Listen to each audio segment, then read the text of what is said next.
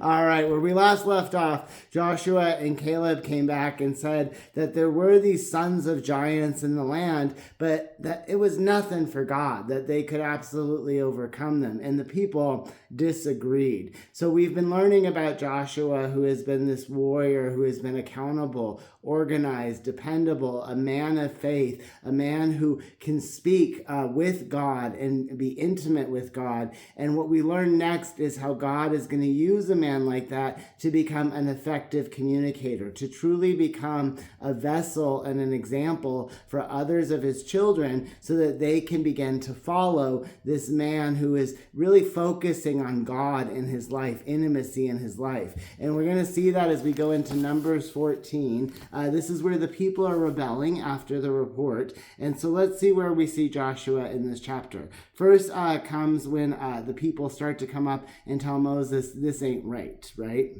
And they said to one another, let us make a captain and let us return to Egypt. So they're talking about going back to where they've been slaves for 400 years. Then Moses and Aaron fell on their faces before all the assembly of the congregation of the children of Israel.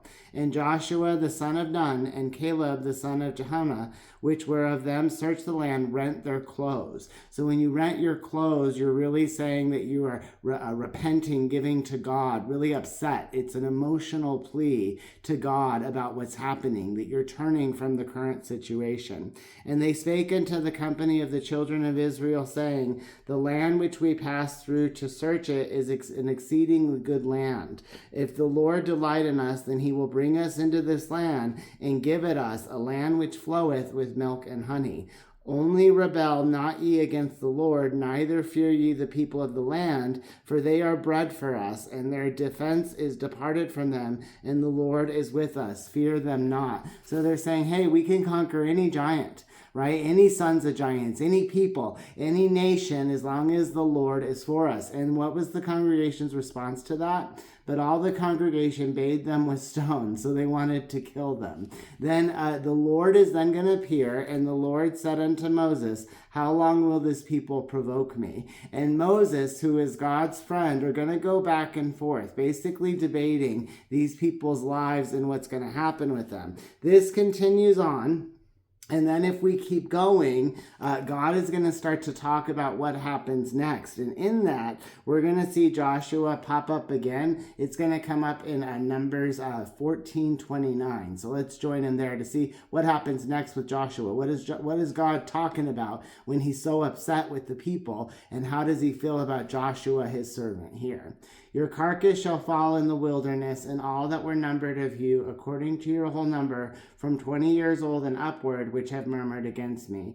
Doubtlessly ye shall not come into the land concerning which I swear to make you dwell, therein save Caleb the son of Jephunneh and Joshua the son of Nun. So here the Lord is like, look, you guys all ain't coming into the new land, into the promised land, except for these two guys. But your little ones, which ye should be a prey, them will I bring in, and they shall know the land which they have despised. So God's like, these two guys are in, but the rest of you guys, you're not going to be in, because they understand that the battle belongs to me. They understand what it is to truly serve the Lord and not fear men themselves. Then we see Joshua come up a little while later. Even those men that did bring up the evil report upon the land died by the plague of the Lord. So only Joshua and Caleb end up surviving this report with their strength of not fearing what is in the land. But Joshua the son of Nun and Caleb the son of Jephunneh, which were the men that went to search the land, lived still. So what we learn here as we head up into Numbers 14 with Joshua is a life of serving the Lord, a life of being faithful to God, being accountable, really making sure that you trust in him in all circumstances, leading to you becoming more intimate with God, to having an intimate relationship with him, which can turn into serving God in a truly effectual, direct way. And that can lead into going along with God's plan and being along with there, honoring God with your life. And that's where we sort of have seen Joshua as we head into Numbers. He's gone from this sort of man in Moses' army to Moses' wingman to really turning into this leader that we're going to see as we continue to study Joshua.